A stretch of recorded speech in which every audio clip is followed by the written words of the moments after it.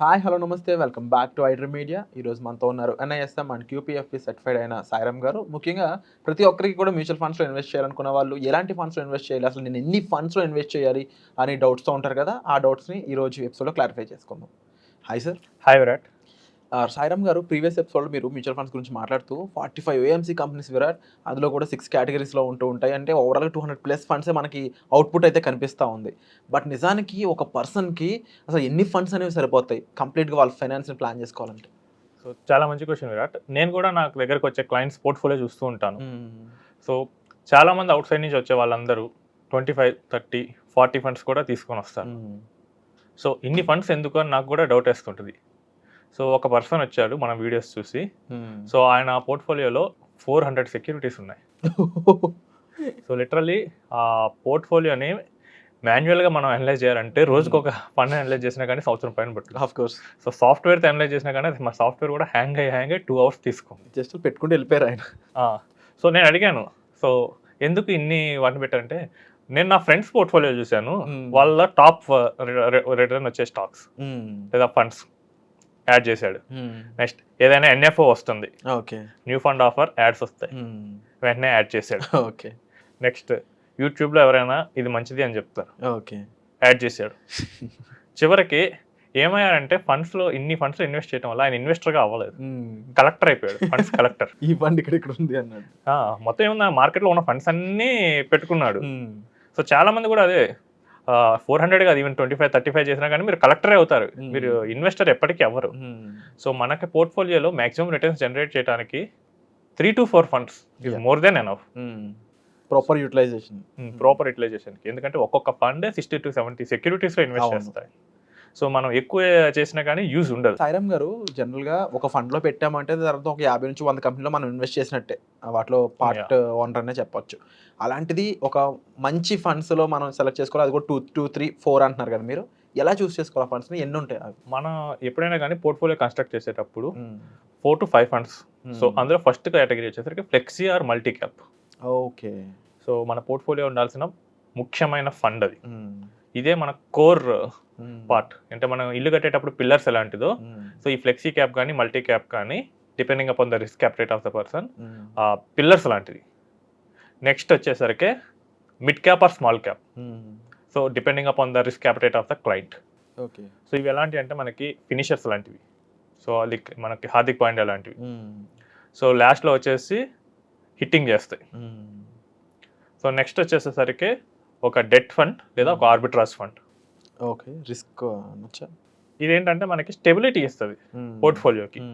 So ఇవి ఎప్పుడు నెగిటివ్కి వెళ్ళవు. సో కాబట్టి ఒకవేళ మార్కెట్ కరెక్షన్ ఉన్నప్పుడు మనం వెంటనే ఈక్విటీ కొనుక్కోవచ్చు. అప్పుడు క్యాష్ ఎవరు ఇస్తారు? అవును.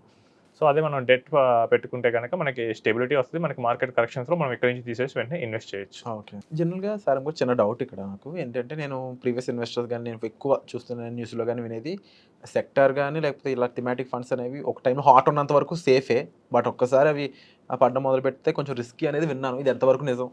సో మీరు చెప్పింది చాలా కరెక్టే విరాట్. సో ఈ సెక్టార్ ఫండ్స్ లేదా థిమాటిక్ ఫండ్స్ ఆ థీమ్ రన్ అవుతున్న వరకు అసలు ఏ కేటగిరీ కూడా వాటిని బీట్ చేయలేదు. అవును. కోవిడ్ అప్పుడు pharma category, health care sector, తర్వాత ఇప్పుడు ఐటీ రన్ అవుతుంది, ఫిన్టెక్ రన్ అవుతుంది.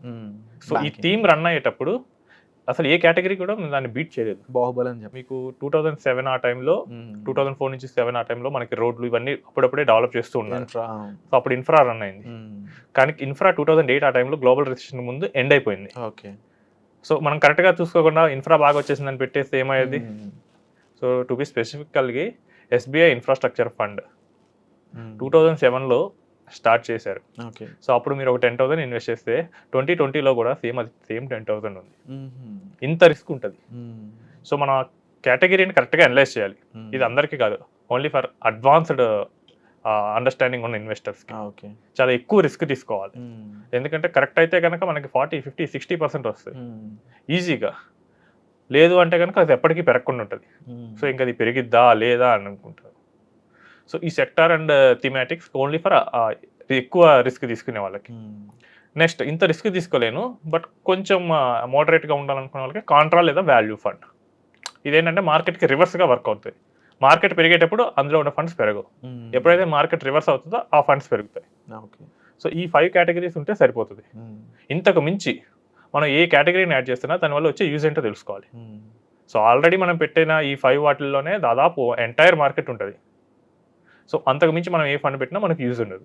సాయిరామ్ గారు, అంటే గోల్డ్ ఇలాంటి వాటిలో డైవర్సిఫికేషన్ కోసం మనం ఇన్వెస్ట్ చేయాల్సి ఉంటుంది కదా, మరి దానికి సంబంధించి మీరు ఇంకా ఇందులో ఇన్వాల్వ్ చేయలేదు ఎటువంటి మ్యాటర్? విరాట్, మన తెలుగు స్టేట్స్లో వచ్చే వాళ్ళకి చాలా మందికి ఆల్రెడీ మంచిగా రియల్ ఎస్టేట్స్లో పెట్టుబడులు ఉంటాయి. అవును. గోల్డ్ కూడా ఆర్నమెంట్స్ రూపంలో బాగానే కొనుక్కొని ఉంటారు. సో అవన్నీ వాళ్ళకి ఫిజికల్ ఫామ్లో ఉన్నాయి. అవును. ఇప్పుడు నేను తీసుకొచ్చి ఫైనాన్షియల్ ఫామ్లో యాడ్ చేయాలి. సో దానివల్ల నాకు ఏమవుతుంది? సో ఇప్పుడు నేను ఒక రీట్ని, మైండ్ స్పేస్ రీట్ని యాడ్ చేసుకుందాం అనుకుందాం. ఓకే. సో ఆల్రెడీ ఒక 10 ఎకరాల పొలం ఉన్న వ్యక్తి మళ్ళీ రియల్ ఎస్టేట్లో పెట్టాడు. సో ఇప్పుడు మన దగ్గర కరెక్ట్గా మనం నెట్వర్క్ అనాలిసిస్ చేస్తే కనుక 80 to 90% వీటిల్లోనే ఉంటుంది, రియల్ ఎస్టేట్, గోల్డ్ లేదా ఎఫ్టీస్. సో మళ్ళీ మనం తీసుకొచ్చేసి వాటిని యాడ్ చేస్తే ఆ సెక్టార్ కాన్సన్ట్రేషన్ పెరిగినది. సో మళ్ళీ మనకి డైవర్సిఫికేషన్ కోసం, మీరు చెప్పిన డైవర్సిఫికేషన్ కోసం యాడ్ చేస్తాం, బట్ అది కాన్సన్ట్రేషన్ అవుతుంది. సో మనకు కనుక పోర్ట్ఫోలియోలో ఫిజికల్ ఫామ్లో లేకపోతే కనుక అప్పుడు యాడ్ చేసుకోవచ్చు. ఓకే. కానీ చాలా మందికి ఫిజికల్ ఫామ్లో గోల్డ్ ఉంటుంది. మోస్ట్ ఆఫ్ ది ఇండియన్స్కి అయితే ఉంటుంది, 100% గోల్డ్ ఉంటుంది. మన తెలుగు స్టేట్ వాళ్ళకి రియల్ ఎస్టేట్ చాలా ఎక్కువ ఉంటుంది.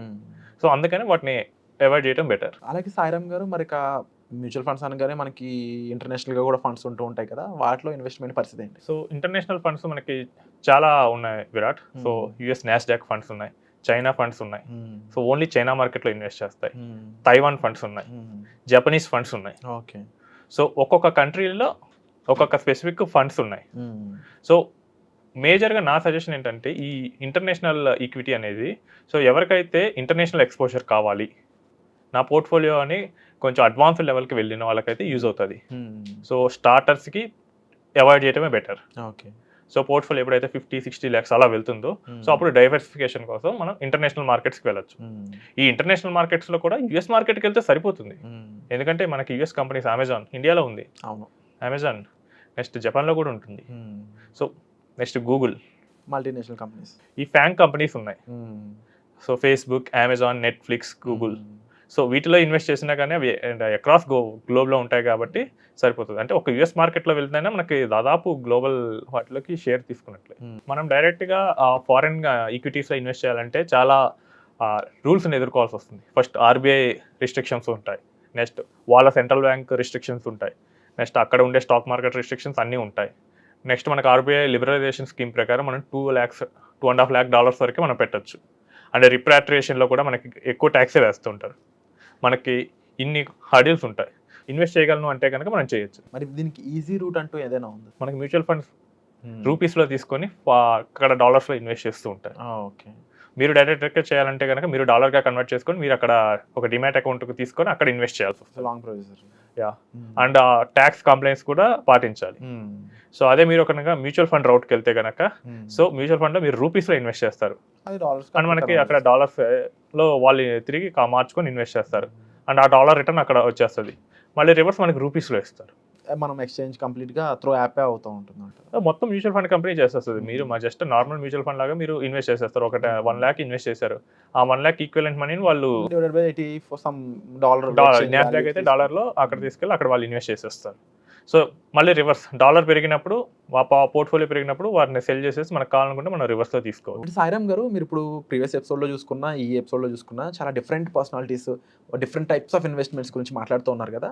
మీ దగ్గరకు వచ్చే క్లయింట్స్కి ఈ విషయాన్ని మీరు సాల్వ్ చేస్తారు? అవును విరాట్. సో వచ్చే క్లయింట్స్ ప్రతి ఒక్కళ్ళకి వాళ్ళ డీటెయిల్స్ తీసుకొని వాళ్ళ గోల్స్ ఏంటి, సో దాని ప్రకారం ఏ కేటగిరీస్లో ఇన్వెస్ట్ చేయాలి, దాన్ని ఎలా ప్లాన్ చేయాలి, సో ఇన్వెస్ట్మెంట్ ప్రాసెస్ ఎలా చేయాలి, సో ఇవి మొత్తం ఎండ్ టు ఎండ్ మేము హ్యాండిల్ చేసేస్తాం. ఓకే. సో వాటి రివ్యూస్, నెక్స్ట్ మానిటరింగ్, ఇవన్నీ మేము హ్యాండిల్ చేసేస్తాం. సో మీరు ఇంటర్నేషనల్ ఫండ్స్ కోసం చూస్తున్నా, ఇండియన్ డొమెస్టిక్ సంబంధించి చూస్తున్నా, అండ్ ఇన్వెస్ట్మెంట్స్, పర్సనల్ ఫైనాన్స్, అలాగే ఓవరాల్ ట్యాక్స్ డిడక్షన్ సంబంధించి, ఓవరాల్ మీ పర్సనల్ ఫైనాన్స్ సంబంధించిన విషయాలన్నింటి కూడా మీరు ఒక రైట్ ప్రొఫెషనల్తో షేర్ చేసుకుని దాన్ని మేనేజ్ చేసుకోవాలనుకున్నట్లయితే మీరు డిస్ప్లే అవుతున్న నెంబర్స్ కాల్ చేసి డైరెక్ట్గా సాయిరామ్ గారి యొక్క పర్సనల్ అపాయింట్మెంట్ తీసుకొని సార్ని కలవచ్చు.